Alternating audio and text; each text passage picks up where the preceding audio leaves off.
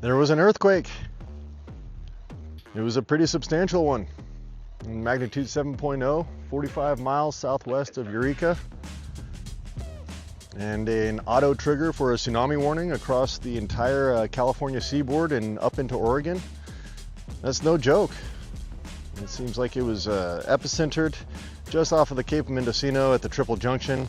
As usual, the fault lines that most Humboldt and Del Norte are familiar with.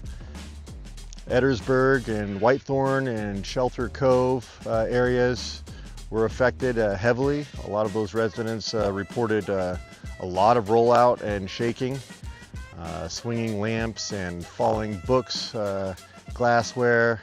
The grocery store in Shelter Cove had some good footage. But yeah, we're going to be looking for some reports from them throughout the day, as well as over 50 aftershocks between 2.5 to 4.5 have been reported along the same Triple Junction line there. So not a bad little earthquake for California's western seaboard here. Fortunately, within half an hour, the tsunami warning was canceled once humans got a hold of the data and were able to ascertain the impact of the quake outside of some AI assistance. So that was good. Should we name this earthquake? Yeah, a lot of people say that this is earthquake weather, early December. Something about the water moving into the Eel Canyon offshore. There's something over there. I don't know what kind of science is involved, and maybe some of our viewers could weigh in, but my impression is that early December is kind of when we get earthquakes around here, and it's happened year after year after year. So maybe it has something to do with water, maybe it has something to do with cold, maybe it has something to do with nothing. But those are some interesting parallels to draw, and some coincidences and serendipities to record. A variety of alerts were sent out from various institutions and agencies along the California seaboard today. Most notably the USGS tsunami warning that went out and then was rescinded some 30 minutes later, not in conjunction with the Humboldt alerts from Humboldt OES or Humboldt Sheriff's Department. So we're just looking for a little bit more cohesion.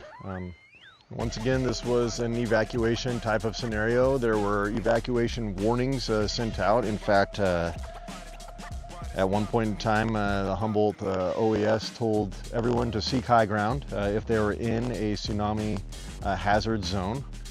So there was a little bit of urgency at the beginning of the quake today. Fortunately, no tsunami was had or recorded. I don't know that the ocean or the tide went out drastically or any high waves were recorded.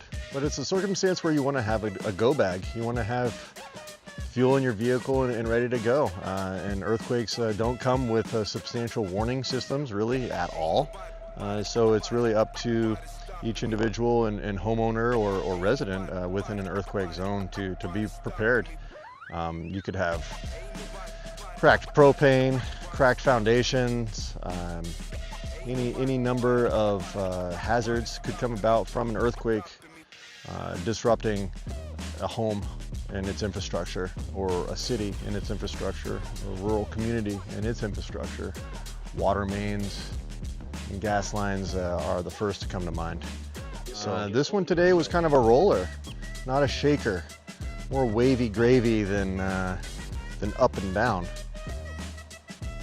But here in Willow Creek, about 35 miles from the coast, we felt it. We had lights swinging from the ceilings and books threatening to fall. None did, but they threatened. Earthquakes come and earthquakes go. What are you going to do about it? That's what we all want to know. Pertinent question. Can you fit under a school desk at your school? Or the doorway? If anybody is paying attention at home, we had 12 inches of rain 2 weeks ago, followed by a 7.0 magnitude earthquake today, December 5th. So in the space of a half a month, we've had 2 out of 5 major disasters, with a third threatened in the way of a tsunami. And that's just what living here in northwestern California is all about. Earthquakes and tsunamis, devastating snowstorms, and deluges of rainfall. That's par for the course here in the North Coast. We're built to spill. One of the biggest hurdles of emergency management and response is the ability to alert the general populace of the disaster at hand in a timely fashion with accurate information. And I think that we can do better. My name is Basho Parks, and you're watching Trinity Corridor Complexities.